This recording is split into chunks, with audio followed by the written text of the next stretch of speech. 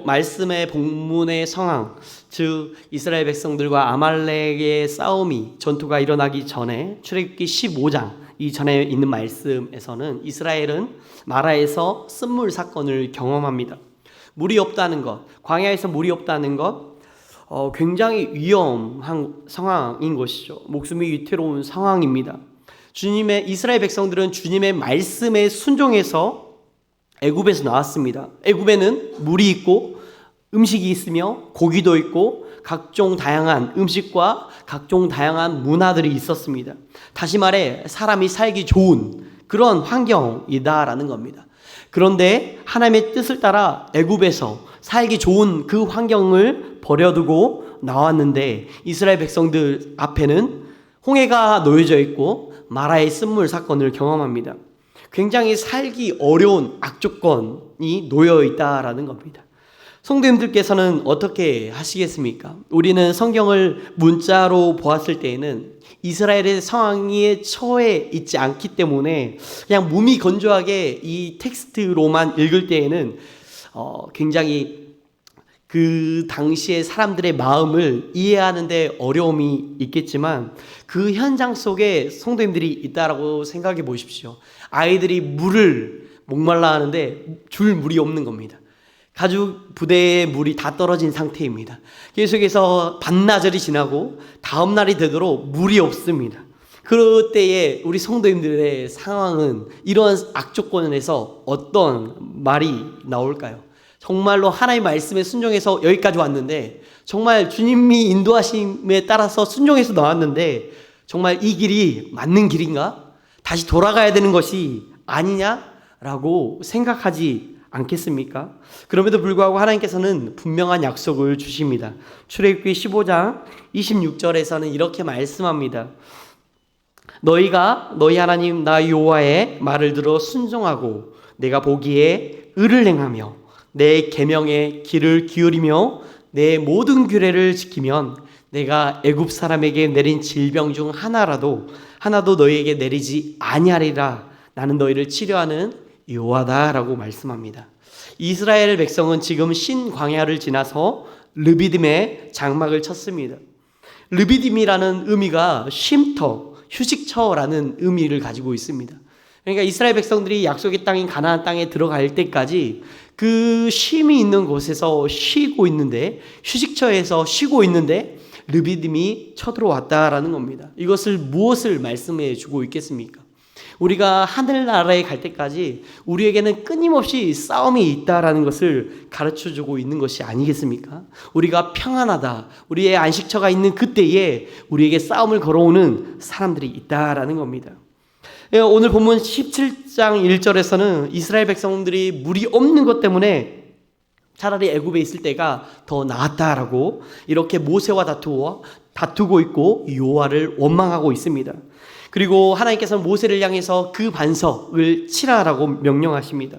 이스라엘 백성들은 이제 겨우 물을 얻게 되었습니다. 이제 한숨을 돌릴 수 있었습니다.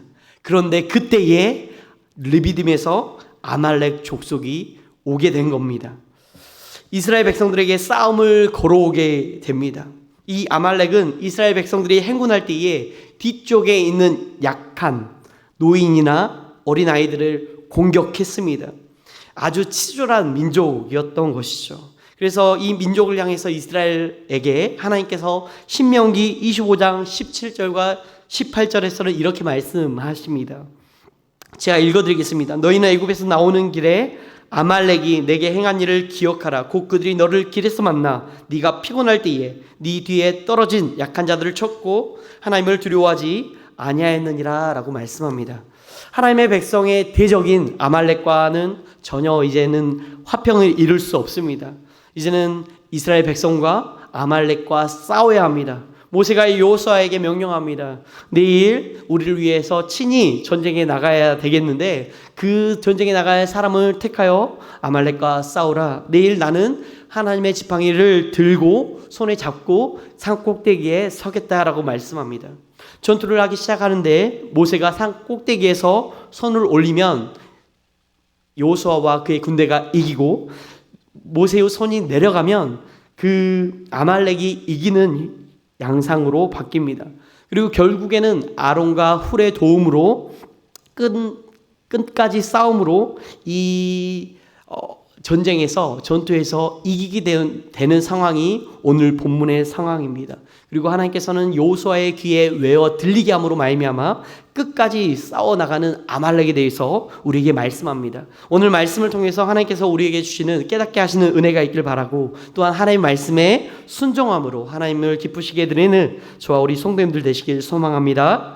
아말렉과의 전투는 영적인 전투입니다. 다시 말해 기도의 싸움인 것이죠.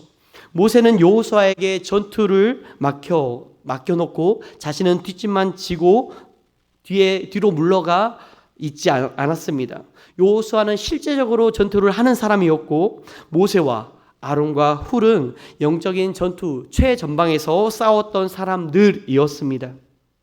출애굽한 후에 이스라엘 백성들은 마라의 썸물 사건을 경험했고 엘림에서 주신 하나님의 풍성한 은혜를 경험했으며, 물이 없는 곳에서 반석을 치게 하심으로 말미암아 생명의 근원 되신 하나님을 경험하게 하여 주셨습니다. 그리고 광야 가운데 그 이스라엘 백성들 200만에서 300만 명이 되는 그 이스라엘 백성들을 하늘에서 만나를 먹여주시는 그 은혜로 말미암아 하나님의 하나님 되심임을, 하나님의 임재를 경험했던 사람들이 바로 이스라엘 백성들이었습니다. 그럼에도 불구하고 이스라엘 백성들의 입술 가운데 나왔던 것은 하나님의 은혜에 감사하는 것보다 오히려 불평하고 하나님께서 세우신 모세를 대적하고 거스르며 또한 하나님과 더불어 다투었던 사람들이 바로 이스라엘 백성들이었습니다. 이러한 불평 가운데 있을 때에 덮친 격으로 이제는 이스라엘 백성들이 전투까지 치러야 되는 상황이었습니다. 이스라엘 백성들은 저희가 잘 알다시피 애굽 약 400년 동안에 종살이를 했던 사람들이었습니다. 혹독한 가혹한 굉장히 어려운 상황 가운데 있었던 사람들이었던 것이죠. 더 나아가 애굽의 바로 왕은 이스라엘 백성들이, 이 민족이 아들을 낳으면 다 죽여라 라고 명령까지 내립니다. 사내 아이가 남아날 수 없는 그런 상황인 것이죠. 그리고 그들은 애굽에서 건축가로서, 그리고 또한 농부로서, 그리고 또한 목자로서 이러한 삶을 살았던 사람들입니다. 최하위 계층에서 그렇게 철저한 노예 근성으로서의 삶을 살아갔던 사람들이었습니다. 그들은 전혀 전투에 능한 용사가 아니었습니다. 그럼에도 불구하고 모세는 여호수아에게 전투에 나갈 만한 사람을 택하여서 전투에 나가라라고 말씀합니다. 전투에 투입해야 될 사람들이, 그 수많은 사람들이 투입되어야 함에도 불구하고 전쟁에 나갈 만한 사람을 택하여서 나가라라고 말씀합니다. 이 말은 무엇이겠습니까? 모세는 전쟁의 승패는 사람의 많고 적음에 상관없이 하나님께서 이 싸움을 개입하시는가, 이것을 방관하시는가에 따라 승패가 갈리게 된 것을 모세는 알았다라는 겁니다. 그리고 모세는 산으로 올라갑니다. 이때의 이스라엘 백성들은 모세에게 어떤 말을 했을까요? 당신이 그 애굽에서 왕자로서 그 철저한 학문과 그리고 또한 병법과 여러 가지 지리적인 이 상황을 누구보다도 잘 알고 있기 때문에 당신이 직접 우리를 대신해서 나가서 사람들을 이끌고 우리를 대신해서 싸우면 어떻겠느냐라고 하는 이런 질문들이 있지 않았겠습니까? 그리고 또한 음식도 없이 우리를 죽일 거면 왜 애굽에서 우리를 데리고 왔느냐라고 하는 이 이스라엘 백성들에게 어떠한 선한 말이 나올 수 있겠습니까? 심지어는 우리가 지금 겨우 여기까지 왔는데 더 나아가 더 싸우라고 우리에게 명령하는 것인가라고 불평하는 사람들도 있었을 겁니다. 그런데 모세는 그 모든 사람들의 말을 뒤로 한 채 그 모든 소리를 뒤로 하고 그는 산 꼭대기에 올라갑니다. 그리고 손을 들고 하나님의 은혜를 간절히 구합니다. 손을 들다라는 의미는 성경에서 기도의 표현으로 종종 언급됩니다. 솔로몬이 그 하나님의 성전을 건축했을 때에 역대하 6장 13절에서 그가 그 위에 서서 이스라엘의 모든 회중 앞에서 무릎을 꿇고 하늘을 향하여 손을 폈다라고 말씀합니다. 그리고 시편 28편 2절에서는 내가 주의 지성소를 향하여 나의 손을 들고 주께 부르짖을 때에 나의 간구하는 소리를 들으소서라고 말씀하며, 디모데전서 2장 8절에서는 그러므로 각 처에서 남자들이 분노와 다툼이 없이 거룩한 손을 들어 기도하기를 원하노라라고 말씀합니다.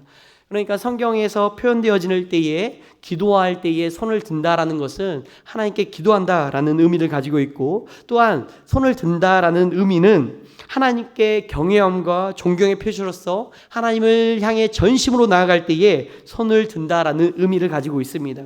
시편 63편 4절에서는 이렇게 말씀하시죠. 이러므로 나의 평생에 주를 송축하며 주의 이름으로 인하여 나의 손을 들리이다. 그리고 또 하나의 일반적인 상식적인 면에서 우리가 민족과 민족이 전투를 할 때에 포로가 되어질 그런 상황 가운데 우리가 이 전투에서 패배했을 때에 패배된 군사들은 손을 들어 항복의 의미를 갖고 있는 것이죠. 다시 말해 모세가 손을 들었다라는 의미는 하나님을 향해 다시 한번 하나님이 하나님 되심을 내가 인정합니다. 하나님 경배와 찬송과 영광을 받으시는 분이 하나님이신 것을 인정합니다. 내가 그 하나님께 아뢰입니다. 예배와 그리고 존경과 그리고 기도하는 의미를 담아 하나님, 이 전쟁의 승리의 여부는 하나님께 달려 있습니다. 나는 할 수 없습니다. 오직 하나님만이 하실 수 있습니다. 이스라엘의 그 전쟁의 전투의 승리를 주시는 분이 하나님이시다라고 이렇게 항복하는 의미, 복합적인 의미를 갖고 있는 것이죠.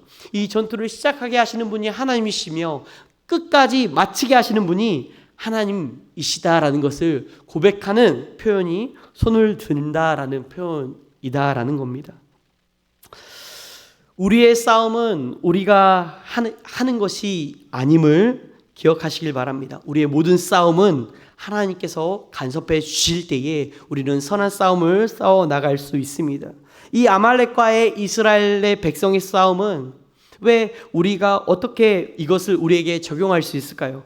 이 이스라엘 백성들은 같은 홍해를 건넜습니다. 이 구약에서 이 사도 바울이 이스라엘 백성들이 홍해를 건널 때의 표현을 세례를 받았다라고 표현합니다. 그러니까 이스라엘 백성들이 애굽 땅에서 이 편으로 이 홍해를 건널 때에는 이스라엘 백성들이 마치 이 물에 잠겨지는 것처럼 보입니다. 그게 죽음으로 들어가는 것이죠. 하지만 이쪽 편에서 올 때는 이스라엘 백성들이 이 홍해를 나올 때에는 이 죽음에서 건져내어지는 것을 통하여 이 편에서는 이스라엘 백성들이 완전히 구원함을 받은 이것이 홍해 세례의 사건으로 사도 바울은 설명하고 있습니다. 그러니까 이미 이스라엘 백성들은 하나님의 소유가 된 백성이다라는 거죠. 다시 말해 이 이스라엘 백성들이 하나님의 백성이 되었던 이스라엘 백성들에게 싸움이 났다라는 겁니다. 다시 말해 하나님의 소유된 우리 또한 이 싸움이 언제든지 일어날 수 있다라는 것을 우리에게 알려줍니다. 그리고 또한 이 아말렉과의 싸움은 우리가 신앙생활할 때에 어떤 부분에서 싸움이 일어나는가? 아말렉은 이스라엘의 가장 약한 부분을 건드립니다. 다시 말해 우리가 성도로서 살아갈 때에 우리의 가장 약한 부분을 공격한다라는 겁니다. 사람마다 가장 약한 부분이 있습니다. 저도 있습니다. 그런 약한 부분을 끊임없이 건드려서 하나님의 선한 사역을 도모하지 못하게 하는 존재가 마귀입니다.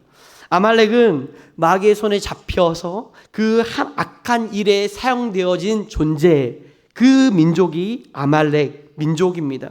그래서 이 마귀는 우리의 약한 부분에 계속해서 집중적으로 공략함으로 말미암아 우리를 넘어지게 한다라는 겁니다. 하나님께 집중하게 하는 것보다 오히려 우리의 약함에 집중함으로 말미암아 그 우리가 하나님의 사명을 온전하게 이루어 드리는데 그 길을 포기하게 만든다라는 겁니다. 사도행전에서 초대교회가 설립되어지고 성령 하나님께서 역사하여 주심으로 말미암아 많은 사람들이 하나님의 구원받은 백성으로 들어왔습니다. 그때 많은 사람들이 자기의 재산을 자기의 것으로 주장하지 않고 사도들의 발 앞에 내어드립니다.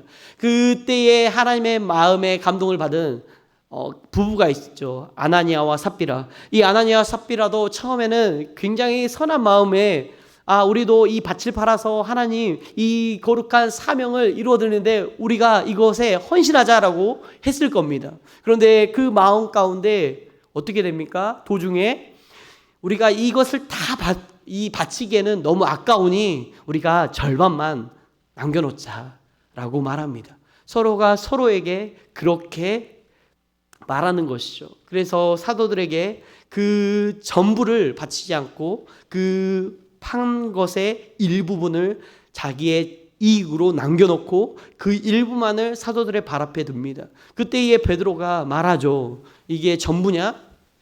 전부가 아닌 것을 성령께서 깨닫게 하심으로 말미암아 아나니아 삽비라는 즉각적으로 하나님의 심판으로 처벌당합니다. 우리의 약함을 끊임없이 괴롭히는 존재가 마귀다라는 겁니다. 그래서 베드로전서 5장 8절에서는 말씀하시죠. 근신하라 깨어라 너희 대적 마귀가 우는 사자같이 두루다니며 삼킬 자를 찾나니 삼켜버릴 자를 찾아 두루다닌다라고 말씀합니다. 하나님의 백성이 백성답게 살지 못하도록 기회를 엿보아 우리의 약한 부분을 쳐서 하나님께 복종하는 것이 아니라 마귀에게 복종케 하는 존재다라는 것이죠. 이런 자신과 같은 동료들을 부류를 찾습니다. 그래서 요한계시록 20장 10절에서는 말씀합니다. 또 그들을 미혹하는 마귀가 불과 유황못에 던져지니 거기는 그 짐승과 거짓 선지자도 있어 세세토록 밤낮 괴로움을 받으리라 라고 말씀합니다. 마귀는 자신과 같은 부류를 찾아 나섭니다. 함께 죄를 짓게 만들고 하나님의 일을 방해하는데 그 앞장서게 하는 존재가 마귀입니다. 그래서 약한 부분을 걸려 넘어지게 하고 적극적으로 죄를 짓게 만들어서 하나님과의 관계가 단절되게 만들어버립니다. 이사야서 59장 2절 말씀을 저희가 함께 합독하시겠습니다. 이사야서 59장 2절입니다. 시작이요.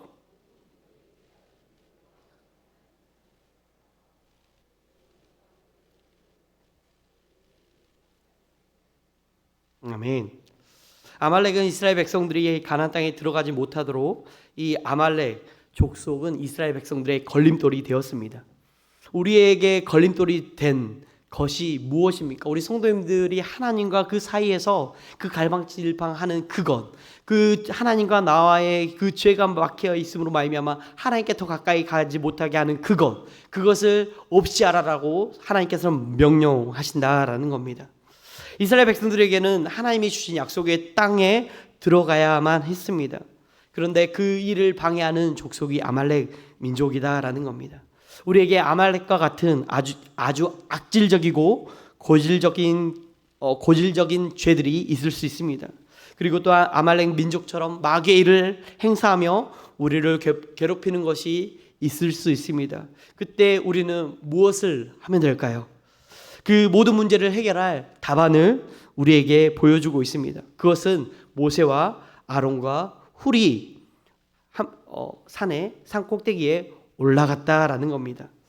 모세는 산에 홀로 올라가지 않고 아론과 훌을 대동해서 올라갑니다.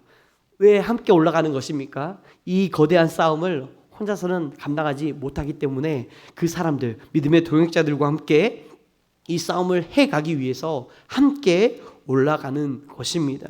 예수님께서 말씀하시죠. 마태복음 18장 19절과 20절에서는 이렇게 말씀하시죠. 함께 합독하시겠습니다.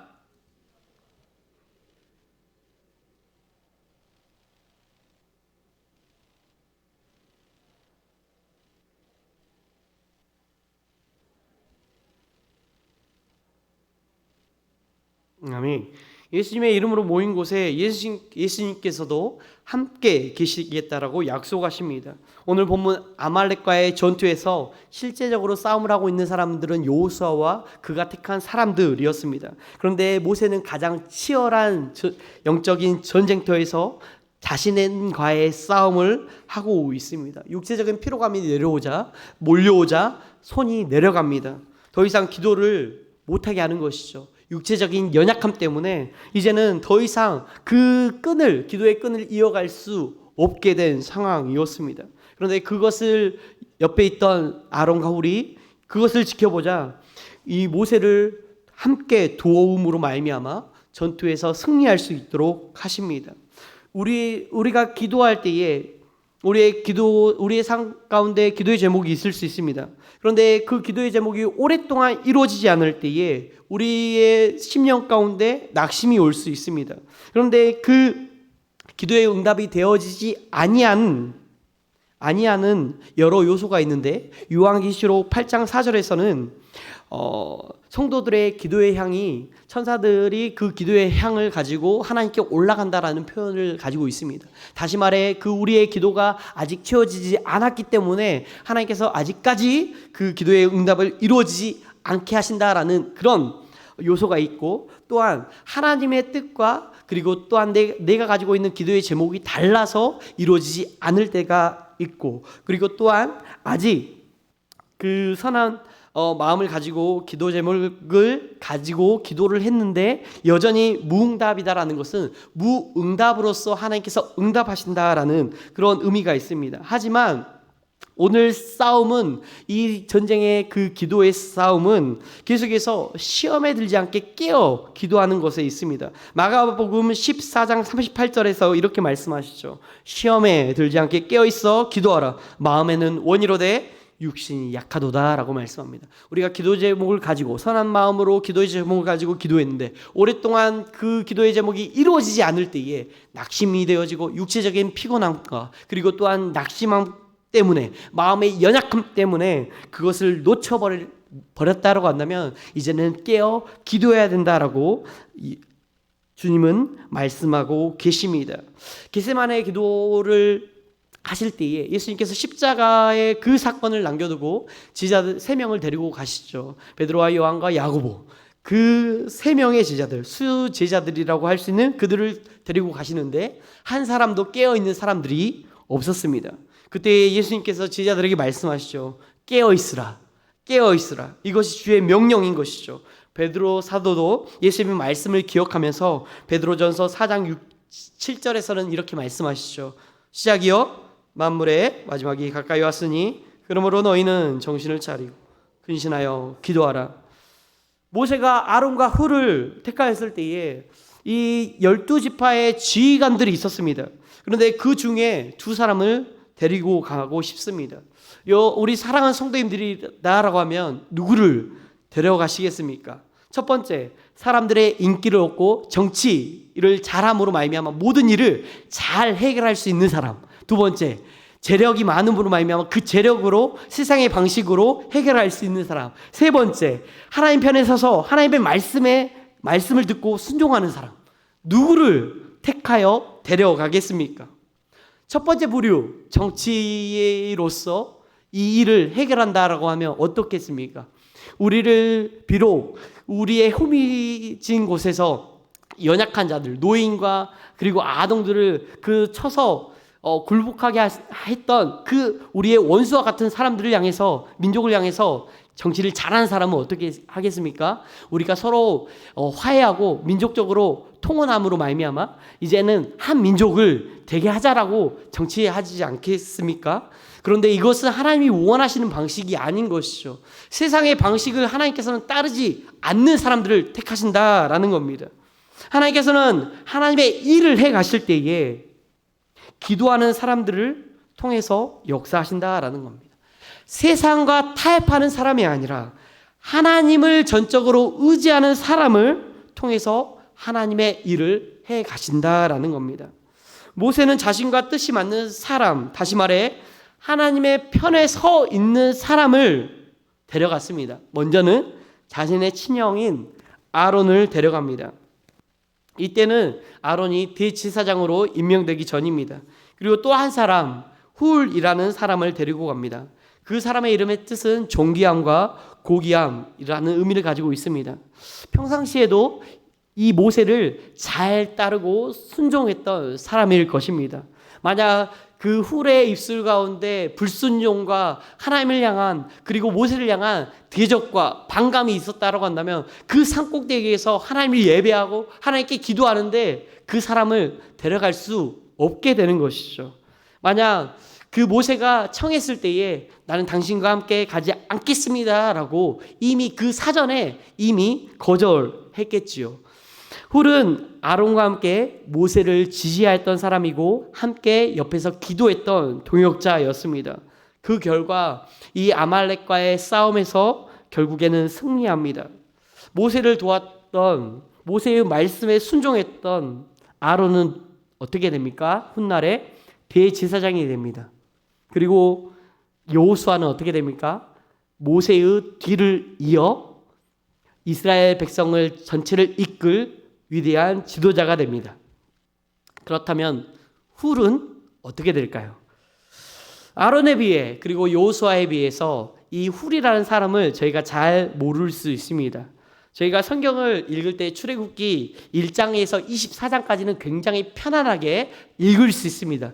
이야기 형식으로 되어 있기 때문에 술술 읽어집니다. 그런데 출애굽기 25장에서부터는 하나님께서 이스라엘 백성들과 만나게 되는 성막에 대해서, 그리고 제사장의 그 의복에 대해서, 그리고 또한 성물에 대해서, 이것에 대한 설계도에 대해서 나옵니다. 그때부터 25장이 되면서부터 굉장히 읽는 것이 더뎌지고 그 부분을 건너뛰어서 넘어가기 쉽습니다.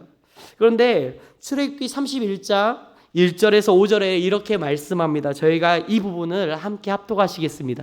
출애굽기 31장 1절에서 5절입니다. 시작이요. 여호와께서